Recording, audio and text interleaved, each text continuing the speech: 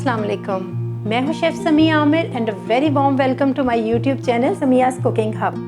हम सभी खलीफा नान खताई बहुत शौक से खाते हैं। इन्हें ना सिर्फ पाकिस्तान में बहुत पसंद किया जाता है बल्कि आउट ऑफ कंट्री भी देसी लोग फ़ैन हैं इनके। आज मैं इसी स्टैंडर्ड की नान खताई की रेसिपी आपके साथ शेयर कर रही हूँ, जिसको कि घर के सिंपल इंग्रेडिएंट्स के साथ बहुत आसानी से तैयार किया जा सकता है। आपने सिर्फ मेरे मेथड को फॉलो करना है और वीडियो का कोई पार्ट भी स्किप नहीं करना और इसको एंड तक देखना है, तो आप इतनी ही परफेक्ट नान खताई घर में तैयार कर लेंगे।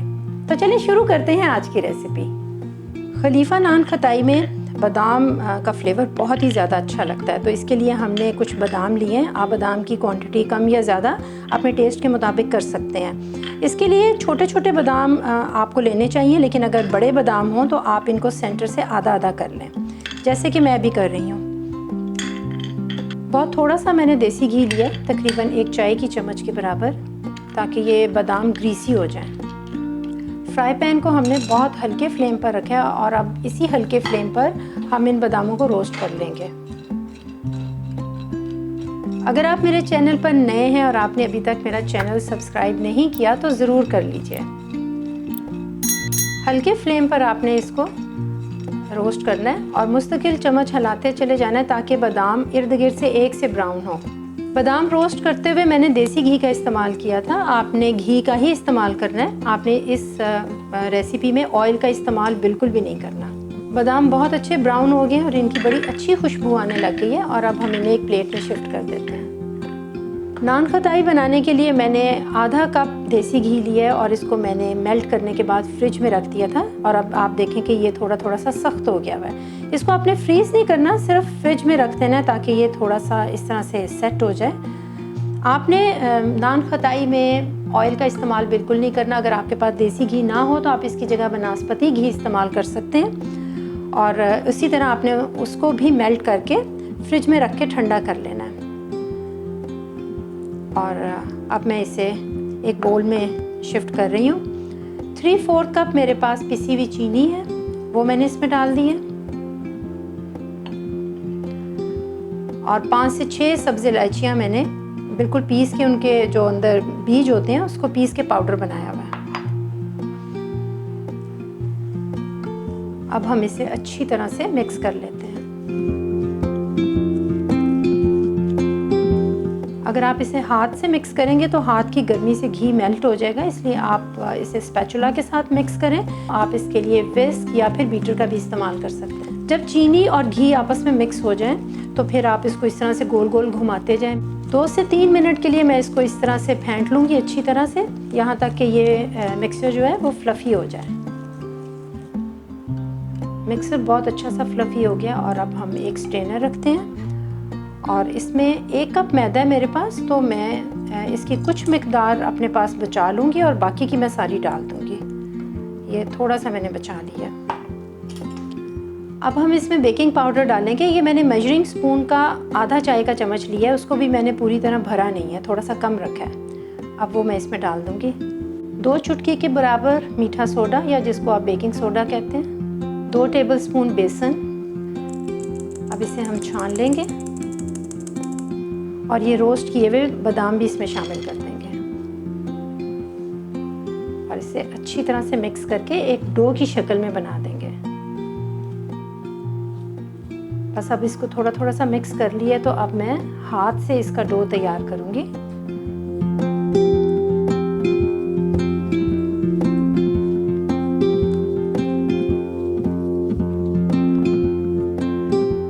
ये जो मैदा बचा के रखा हुआ था वो भी मैंने सारा डाल दिया इसमें और डो की बिल्कुल कंसिस्टेंसी परफेक्ट है। इस वक्त सॉफ्ट डो है और इसी तरह का डो हमें चाहिए था।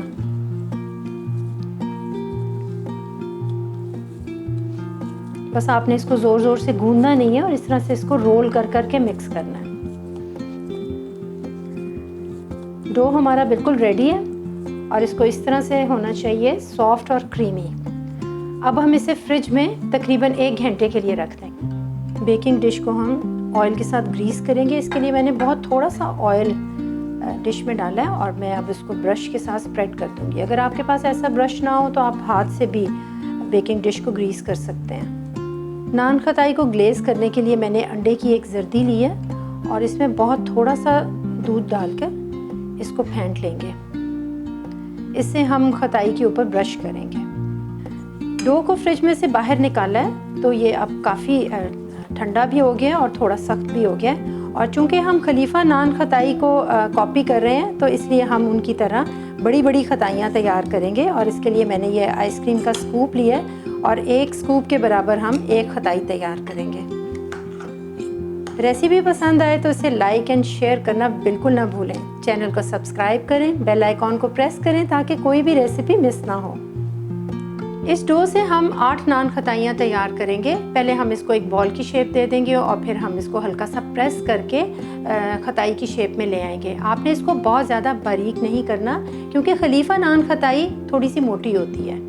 इस तरह से अब हमने अंडे की जर्दी और दूध को फेंट कर जो एक पेस्ट तैयार की थी वो हम हल्की हल्की सी, बहुत हल्की सी, थोड़ी थोड़ी हर खताई के ऊपर यूं ब्रश से लगा देंगे। इसको बैग के नीचे नहीं जाना चाहिए क्योंकि इससे आपकी खताई नीचे से जल जाएगी। अब इस ट्रे में मैंने 5 नान खताइयाँ सेट की हैं। इनको मैं ओवन में बेक करूँगी और इन 3 नान खताइयों को मैं देगचे में रख के बेक करूँगी। ओवन को मैंने 15 मिनट के लिए प्री हीट किया हुआ था और अब मैं बेकिंग डिश को ओवन के अंदर रख दूँगी और इसे 150 डिग्री पर 30 से 35 मिनट के लिए बेक करूँगी। अब देगचे को हमने 15 मिनट के लिए अच्छी तरह से गर्म किया हुआ था। उसमें एक स्टैंड रख दिया और ये इसके अंदर बेकिंग ट्रे रख दिया और साथ ही इसको कवर कर दिया। अब हम इसे मीडियम टू लो फ्लेम पर बेक करेंगे, यानी इसका फ्लेम इतना हल्का होना चाहिए कि देगचे को टच ना करें और इसे 35 से 40 मिनट के लिए बेक करेंगे। ओवन में रखी हुई खताइयाँ बहुत अच्छी बेक हो गई हैं और अब मैं इन्हें बाहर निकालती हूँ। ये देखिए कितना अच्छा ब्राउन कलर आया इन पर और इनकी बड़ी ही प्यारी खुशबू किचन में फैली हुई है। देगचे में रखी हुई खताइयों को तकरीबन 45 मिनट हो चुके हैं और अब हम इन्हें चेक करते हैं। वाओ, कितना अच्छा कलर आ गया इन पर। और अब हम इन्हें बाहर निकाल लेते हैं। अब दोनों तरह की खताइयाँ हमारी बिल्कुल रेडी हो गई। ये ओवन में बेक की हुई हैं और ये देगचे के अंदर बेक की हुई हैं और अब हम इन्हें बाहर निकाल लेते हैं। अभी खताइयाँ बहुत गर्म हैं। अब हम इन्हें वायर रैक पर रखकर ठंडा कर लेंगे।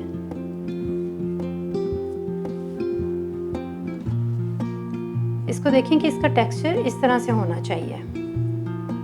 अब हम इन्हें डिश आउट कर लेते हैं।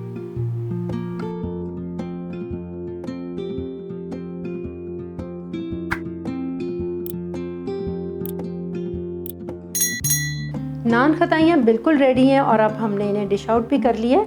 ये सब नान खताइयाँ ओवन में बेक की हुई थी और ये तीनों देगचे में बेक की हुई खताइयाँ। अब मैं आपको तोड़ के दिखाती हूँ कि इनका रिजल्ट कैसा है। देखें कितनी क्रिस्पी और मज़े की नान खताई बिल्कुल तैयार है और ये देगचे में पकी हुई हैं। इनका भी रिजल्ट देख लें कितना परफेक्ट है। तो आपने देखा कि हमने बाज़ार से भी कई गुना बेहतर खलीफा नान खताई घर में ओवन में और देगचे में कितनी आसानी से तैयार कर ली है।